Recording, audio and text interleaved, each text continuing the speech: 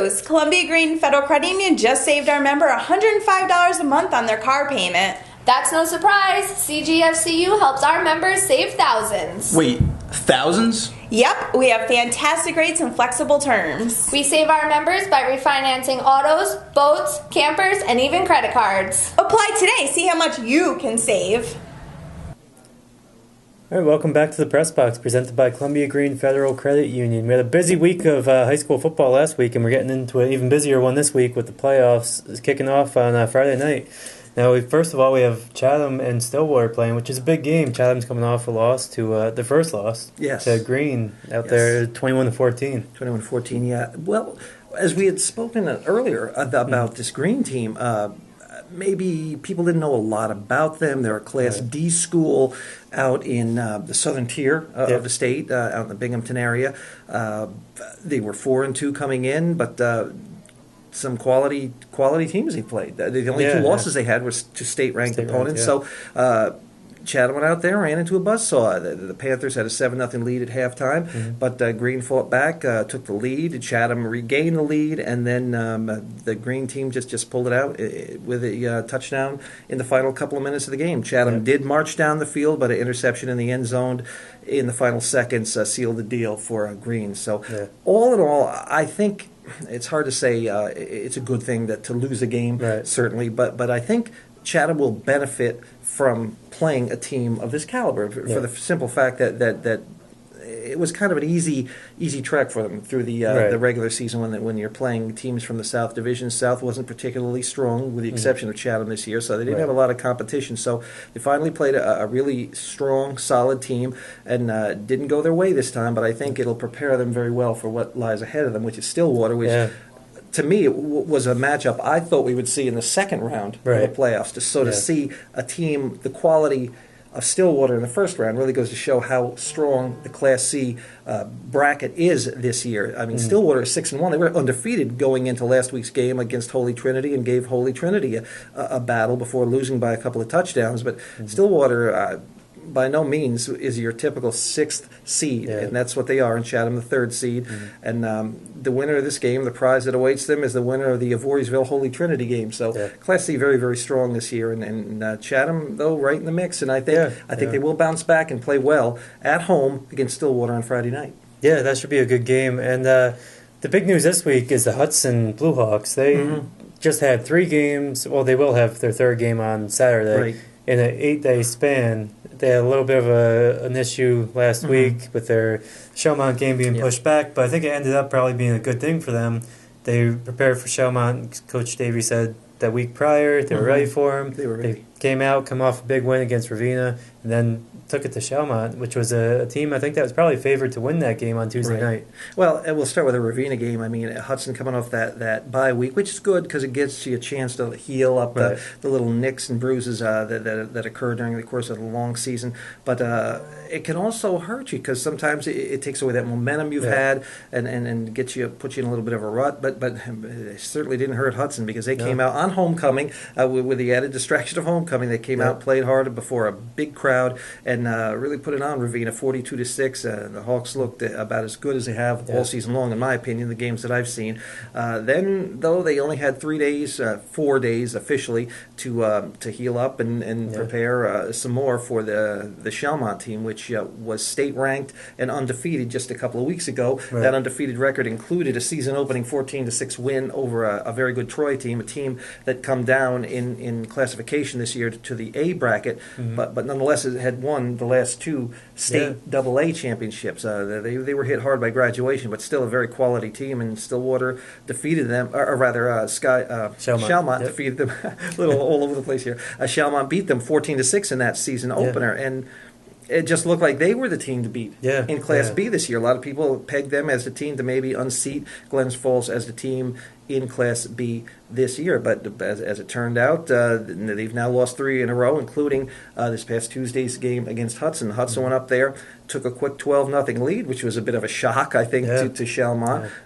Chalmont roared back behind the arm of their very good quarterback, Shane Odell, who's thrown for nearly 1,500 yards this season. Got him in the lead 22-12 midway through the second quarter. Now a lesser team might have folded the tents right there and said, hey, you know what, we came up here on a Tuesday night, we're banged up on 3 days rest basically, so let's just call it a night. Not Hudson. They came back on a touchdown pass that covered 64 yards just before the end of the first half from the freshman quarterback Caleb Romano, making a second start as a varsity player to Mike Green. The 2-point conversion was good. Hudson was back in business. They were down only 22-20 at halftime. From that point on, they dominated. So once they were down 22-12, they went on to outscore Chalmont 30-8 over the final 2 quarters and a half, and won the game 42-30 to nail down second place in the Rhineford division, the Class B Rhineford division. Therefore, very important there. In fact, the fact that they don't have to be on the road for the first round of playoffs. Had they lost the game, they would have been third in the Rhineford and had to travel to a very strong Schuylerville team. As it turns out, they're home against the number 3 seed from the North Division as a crossover, and they will play Hudson Falls on Saturday night at 7 o'clock at the Blue Hawk Sports Complex behind Hudson High School on Harry Howard Avenue in Hudson. Should be a great one, too. A little bit of a payback for Hudson. They want to get back to Hudson Falls. Hudson Falls and Hudson met at this juncture last year in the playoffs, the quarterfinal round, and Hudson looked to be the team to beat that night.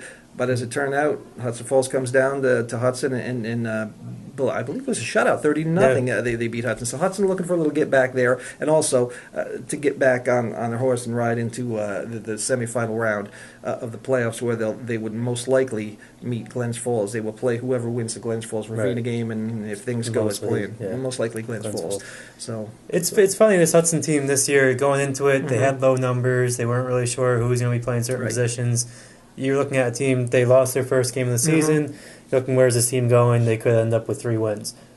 They turned it all around. They have a freshman quarterback who's only started the last 2 games. A sophomore, I believe, in Wallace at running back. Junior. And Wallace, who's done very, very well. Nobody really saw this kid coming, and he's putting up all kinds of great numbers. It's a good, fun team, I think, right now that could make some noise in the postseason that nobody really expected them to. And for the future, these kids are all young kids.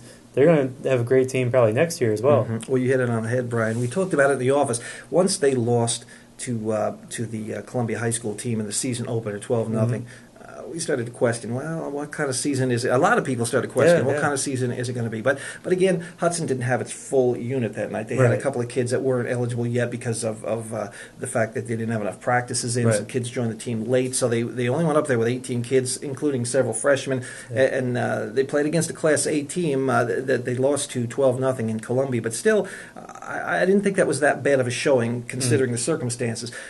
Since then, they've come out and they've gone 5-1 in the 6 games after that season opening loss. And as you mentioned, they've discovered they have some really good, talented, young, quality players coming through the system. In fact, the freshman we mentioned, Caleb Romano, he got the job after Corey Topple went down with an injury. It wasn't anything that Corey Topple did to lose that job, other than get injured.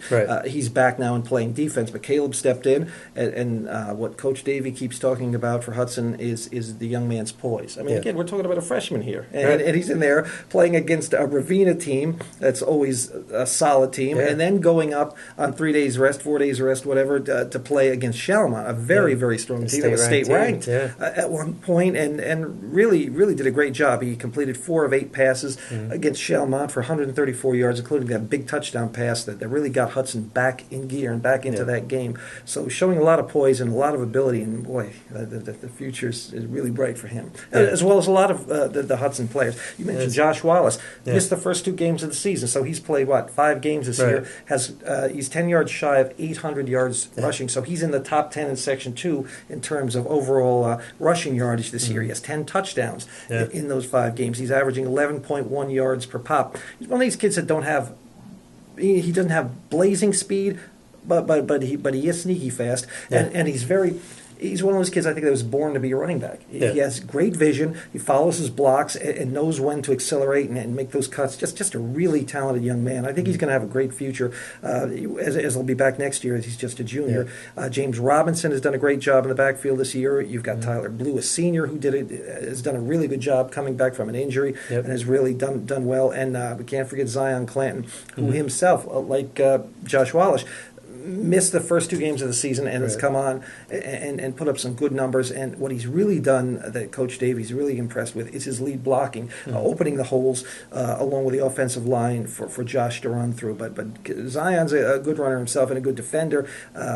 Just a lot of quality on this Hudson team. Hudson had a center, Jake Ramada, who's a freshman, start on the line the other day, replacing Brock Saunders, who was banged up a little bit. Came in, played the whole game, and did a great job. So kudos to Hudson for what they've done after that season-opening loss. Yeah, they're definitely on the right path going forward, and this should be a good weekend. Those are the only 2 teams that are in the playoffs, Chatham hosting Stillwater and Hudson hosting Hudson Falls this weekend. Now we have a number of crossover games. We have Ichabod Crane, which is all of a sudden 2 wins in column, which didn't last week when we were talking. They didn't have any wins. That's right. They had the forfeit victory from LaSalle, which inadvertently used an ineligible player. So that gave Ichabod Crane the victory in that one. And then they went out and they won on the field. I mean, not only did they win, they put it on Lansing. It was 32-0. A great game for Tyler James at quarterback. A couple of great receiving numbers put up by Hayden Brookman and Toby Zuko. Just kudos to Ichabod Crane. I figured coming into the season they're going to win a share of games. They're going to, maybe not make the playoffs, which they didn't, but still they've got 2 wins to their credit now. They're on the road Friday night. They play at Johnstown, a team that Hudson beat 66-8. I'm telling you, Ichabod's going to win 3, maybe 4 games by the time it's all said and done, which is a feather in their caps. And kudos again to their first-year coach, Tom Cole, who's done a really good job keeping that team together, molding it. And even if they went 0-5, they're coming back strong to finish the season. Always like to see that when a team starts off slow to finish strong. And Kentucky Athens, a 1-win team, they're going to be playing at Rensselaer, which is going to be a pretty good game. This isn't the Rensselaer that's been going to the Dome and state championships as the last few years, but they're still a good team, and I think this could be a good game for the Indians. Rensselaer's 1-6 as well. I think if I'm a betting man, and I've been known to participate every once in a while, just kidding. The Coxsackie Athens going to take this game. I think they're going to go up there on Thursday night against Rensselaer and pull out the victory. It's going to be close because Rensselaer's no slouch, but as you mentioned, not the same Rensselaer team that we're accustomed to seeing through the years, the playoff caliber type teams. But I could see CA finishing strong with a victory here and maybe a victory in Week 9 in another crossover game. And that's good for them. I think so. And then we have Takana Kills has had a bit of a rough draw in their crossover game. They're also a one-win team. They're playing Tamarack, which is, 3-4? 3-4. And so that's going to be a bit of a tough road for them on Friday night. They're going to be playing at home. But Takana Kills has some guys that have been playing well, and they should finish out the season with these last 2 games. Hopefully they finish strong and keep their heads held high. Takana Kills is going to be home, which certainly helps. Anytime you're home, it helps at any level. But, I mean, the fact that I think Takana Kills might want this more. Here's a Tamarack team that's 3-4. They've got some quality wins. They beat a Voorheesville team, which did make the Class C playoffs. They're probably coming in maybe not with that full head of steam. They figured, if we could win out, we could make it to the playoffs. They just missed making the playoffs. So here they got to come down to Takana Kills in Prairieville on a Friday night, and it's going to be cold, and play what they would probably view as a meaningless crossover game. So I think Takana Kills is going to come out with a full head of steam, give a great go of it, and possibly knock off this Tamarack team, which I would imagine would be favored, just judging by the records. But I think Takana Kills is going to give a good account of themselves at home. Yeah, I think so. And lastly, we have Catskill Durham, which is having a great season for them. They're 3 wins, so they're 3-4. They're coming off a big win over Waterville Elite, 38-0. Still undefeated at home because they won their homecoming game at 3-0 at home. And they're going to be hosting, again, Fonda under the lights, I believe, on Friday night at Angelo Cano Field. So that should be a good game for them. Fonda, again, isn't the Fonda of old. And Catskill Durham isn't the Catskill Durham of old either. No, so they're reversed. Yeah, flip-flopped a little bit. And this would put the CCD team at 500 for the year. What a great story. It might be the best story we have around here in the fall. I mean, Dan Hatch came in, took over a program that hadn't won in a couple of years, had the longest losing state streak. Record, yeah. Exactly, in the state, 21 games. And here they turned it around, and not only did they turn it around, they could have a winning season this year. And they deserve it because these kids have worked hard, they've persevered, and Dan and his staff has done just a remarkable job in keeping these kids together. And the fact that the influx of talent from Catskill to blend with the Carroll Durham players, the first year that this has happened, the Catskill and Carroll Durham hybrid for football, just a remarkable job they've done over there, and again, I think it's exciting for them. This being a home game, and they are bringing in those portable lights at the Angelo Canada Park Friday night for a 7:00 kickoff, and I think they're going to perform well. I think Fonda's no slouch. They're 3-4. Again, not the playoff type of Fonda team that we've seen in the past, but they have another Mancini at quarterback. It seems like every year another Mancini comes along to play quarterback there. And again, can throw the ball a little bit, but I think you're going to see a shootout here, a high-scoring affair, and I'm going with home team, Catskill, Carroll Durham, to go 4-4, and hopefully finish the season strong next week with another crossover game. But some great football action, high school football action this weekend, a couple of playoff games, a couple of crossover games. Get out and support your team. Yeah, definitely. Starting Thursday night, Friday night, Saturday night. We'll have games, so follow us, check us out online. We'll have the games, updates, recaps, all that, and we'll check in with you next week to see how everybody did. Thanks for watching The Press Box, presented by Columbia Green Federal Credit Union.